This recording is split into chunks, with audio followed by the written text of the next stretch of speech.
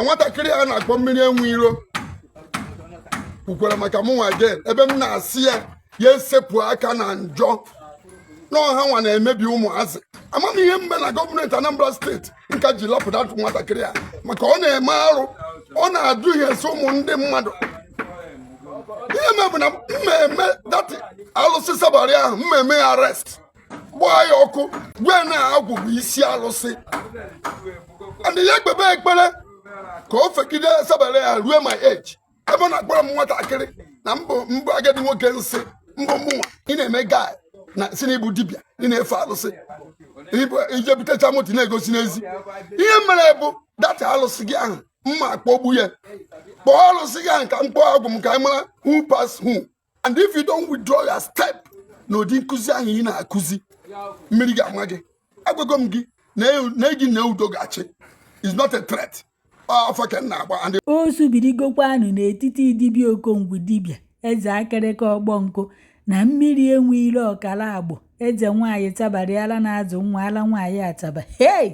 Onye ya egbo mmadụ na-aba anụnwa ọgụ a n'ole jirigokwanụ na ihe amazikwa mbe na-abụ nke bụ oke na nke ikpeazụ a unu nụkwa ka akịrịka ọgbọ nkụ si na ya ji agwụ na agwụ ka ọ na-efe na oyi eji agwụ ya wee gbaa alụsị Sabari ọkụ gbaghala nwaanyị ataba ọkụ. Ọ nọkwa ebe anụnwa wee na-ekwu unu ya bịa nnọọ ka unu gero na ntem anyị akakwa nke unu na nke a ka ghara ịtịkwa n'ọmụtịrị unu makwa na ife na-etu okwu bụ na Mmirienweilo ọkala agbụ mere vidio wee sị na oge ya nwaanyị bịa ọmụgwọ chabi ya anya tiọmabụrụ oge ya nwaanyị tụpụ n'ala wee na-agba ya iche na mmadụ be ewu. Hey!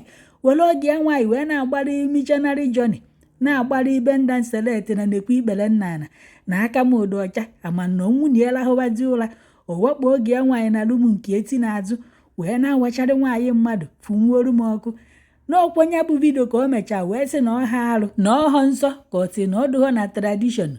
Dibịa ibe ya onu na-afụ ebe a bụ eze akịrịka ọgbọ nkụ wee sị ya na alụ na ya akụzizinara ụmụazị ụdị ife anya akụzizinarịa ndị yutu ọgbara ọfụ a na ọ na-akụziri ifeanya ịma na onye ejezikwa ọmụgwọ oge ya nwoke amaburu ya tụọ n'ala were gbarịwa missionary journey na ya akụzizin ya na ya fichapụ nya bụ ife onyonyo n'ihu akwụkwọ ya na ọ bụrụ na o widrọ ife ụfọdụ ọ na-akụzi n'ihu akwụkwọ ya na-ekwe ya na-ekwe ndị udo na-achị ọkwa ya ka Mmirienweilo fụrụ nya bụ vidio. Hey!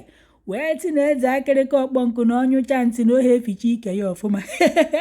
Wee ti na Dibịa Enugu steeti na otu Legọs gbanata na ọmaghị omenala na ọmaghị nke bụ tradishọn na nke bụ alụ.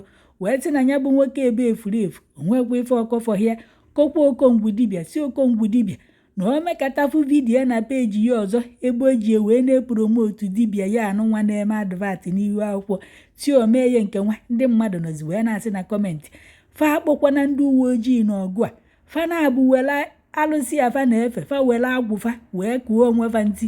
Ya bụkwana mgbe emegharị akịta unu eji ịkpọ ndị uwe ojii unu kpọkwa ndị uwe ojii anyị adọkwa unu vava n'ihu akwụkwọ a welu nkịta gosi anyị pawa unu n'olulu na mgbe nke Elija na onye nwa ọtị ya kpọbanụ banụ lee ọya ti na ojele ọrụ kpọbanụ banụ lee kuterunu m mmiri ka unu gbawara mụ na nkụ n'ọsọ etigokwa kwa na onwe unu ntị na anyị na-eche unu ka anyị mara onye ya akụta ibie. Hey! Chachachachachachacha kwen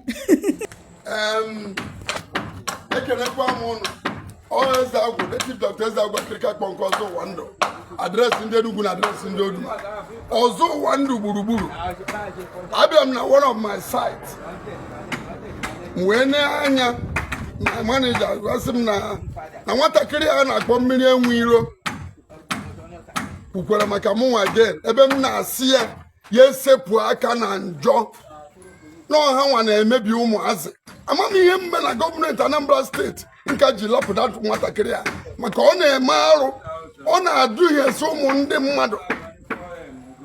Ihe mebụ na mmemme dati alụsị Sabari ahụ, mmemme ya arrest, gbaa ya ọkụ, gwe na-agwụ bụ isi alụsị. Andị ya ekpebe ekpere ka o fegide Sabari ya ruo my age. Ebe ọ na-akpọrọ m nwatakịrị na mbụ agadi nwoke nsị mbụ mụnwa ejere m India 2005.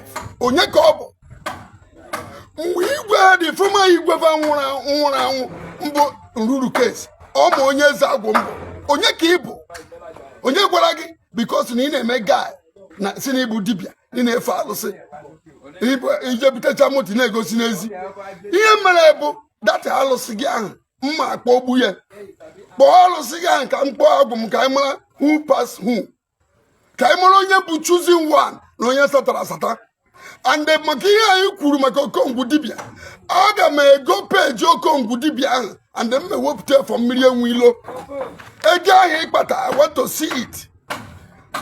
Anọ m n'isi okesi anọ m n'ihe ya moto egosi ego na ịntanet mana o setie amara who is who amara who is who inecha mụnwa na-eweta m ọnụ si na mụnwa bụ agadi nwoke yes abụ m agadi nwoke mana imemenwu ihe m mere te nwụrụ abụ m agadi nwoke mmadụ one ka ị nyere aka na igbo arịa mụ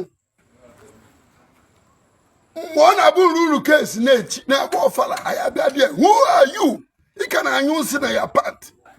You are a baby and you remain a baby. And if you don't withdraw your step, no dinkuzi ahi na akuzi. Miriga mwage.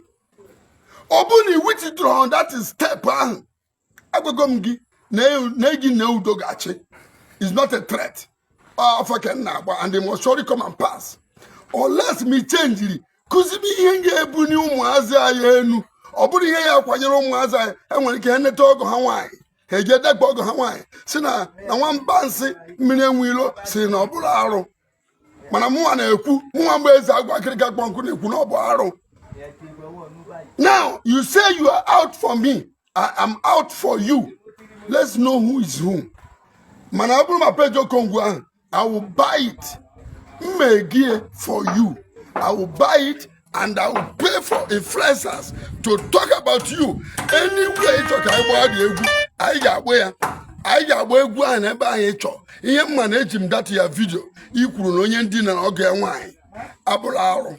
Then we judge it in Igbo land. Who is who? Igbo land. A judge aya. Kai we mala. Mobuaro kon obularo. Amam dina kuzise maybe no. Imano when you mbu enwe nna enwe nsọ batacha ndị agbatachara na akwụna abatara na aka enyi ha so na ọbụrụ nsọ nke ahụ wee bụrụ by the way I'm waiting for action mana ọ bụrụ ma peji Okongwu dibia egogo m ya wee na-akpọ unu bịa na nke eze agwa akịrịka kpọ nke ọzọ ụwa ndụ adresị ndị Enugu na adresị ndị Oduma ọgbọgụ onye a na-emegbu emegbu enwere ihe ị na-eme na-abụrụ alụ na-abụrụ ori ma kidnapper bịa na nke eze agwa akịrịka kpọ nkụ ana m agba afa before m gwọba ọgwụ ana m agba afa before ị bịa be m aha peji m the Lost Spiritual Temple wee na-asị na onye ọbụla na-eme ihe nziri ezi ọ ya dịrị ya mma na eke na orie na afọ na nkwọ ise peace be unto you. Thank you and bye for now. Super.